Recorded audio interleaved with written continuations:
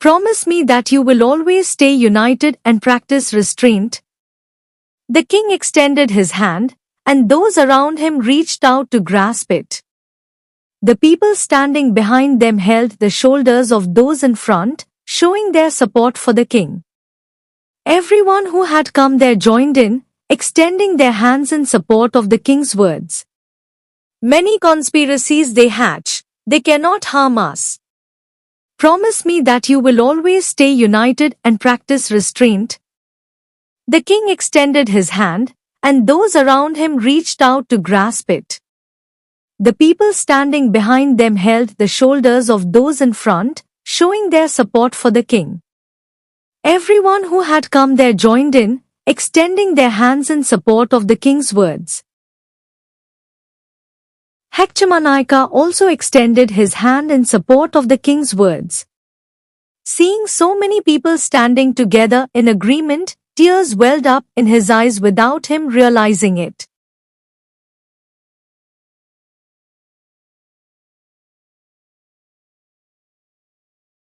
A few days later, when Ulugh Khan heard about this, he became furious and asked the advisor who had suggested the plan, "What is this that has happened? Your plan to divide them has only made them more united." Fearing Ulugh Khan's wrath, the advisor replied, "Forgive me, Jahapna. If one strategy fails, it's not the end. This time, I will devise another plan to sacrifice either the king or Hekchamanayaka, or someone else in the kingdom." Ulugh Khan warned, "If your plan fails again, I will have you dipped in hot oil. Be careful." With that, Ulugh Khan stormed off in anger. With tighter security being implemented in prominent cities of the kingdom like Dwarsamudra, Hoosapatna, and Hampi, the people gradually began to forget the attack at the fair. Just as it seemed that peace was returning to the kingdom, one day Swati said to her husband, who was lying down, "I have always wanted to see Dwarsamudra. Can we go there?" Her husband replied, "I'll make all the arrangements for the journey tomorrow. You and our son can go." Swati insisted, "Not just our son, you should come along too."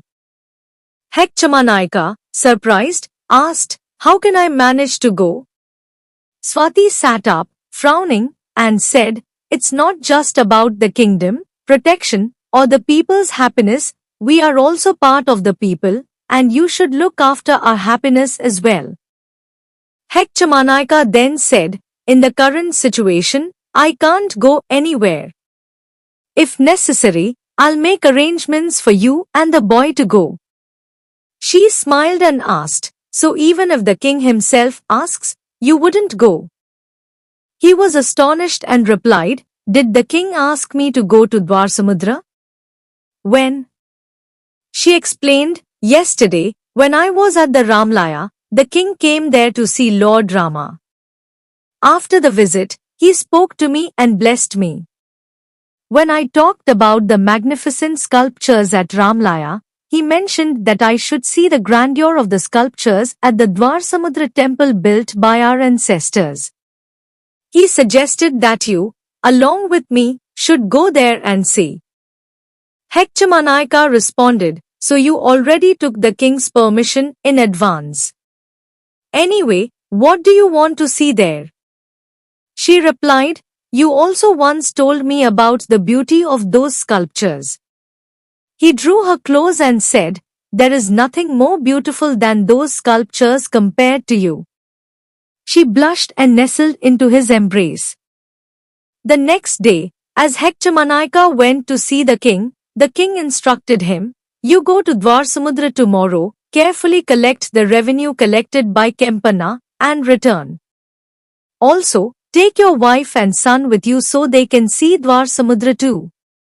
Hekchamanayaka thanked the king in his heart and said, "As you instructed, king, I will do so." He then took his wife and son with him and set out for Dwarsamudra the next day. After completing the trip and collecting the revenue from Kempanna, Hekchamanayaka returned to Hampi city with joy after 4 days. As soon as he entered the city, a priest informed him that some miscreants had entered the Ramlaya, holding some devotees hostage, and were threatening to kill everyone unless they handed over the king and Hekchamanayaka as captives. Upon hearing this, Hekchamanayaka immediately directed the chariot towards the Ramlaya. Upon arrival, he helped his wife and son down and told them, "You should go home now." Swati refused to agree and responded, "I will wait here until you resolve this issue." Without saying anything, he walked to the king's shelter and asked a soldier who had come to him, "How many miscreants are there in the Ramlaya? What are their demands? What exactly is happening here?"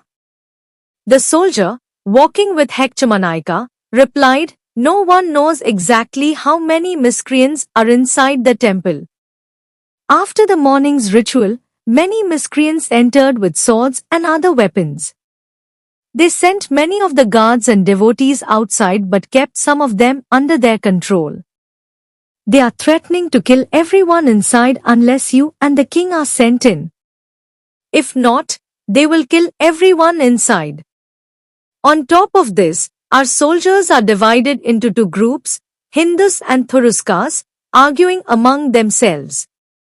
The king is sitting inside with his head in his hands, unable to make sense of whether to deal with the miscreants or the discord among the soldiers." Saying this, the soldier left. When Hekchamanayaka entered the king's shelter, the commotion had died down, and everyone was sitting silently. Seeing Hekchamanayaka, those who had been shouting and causing a ruckus earlier were now silent. The king gained some courage upon Hekchamanayaka's arrival. Hekchamanayaka immediately asked, "How many hostages are there inside?" No one spoke, they all continued to sit in silence. Hekchamanayaka then asked, "How many miscreants are there inside the temple?" Silence was the only response. "What are we planning to do about those inside?" Again, silence was the answer. Hekchamanayaka looked around and said, "No one here knows the details of the problem. Without thinking about how to resolve it, you are all arguing among yourselves about irrelevant matters." There was still no clear answer from anyone.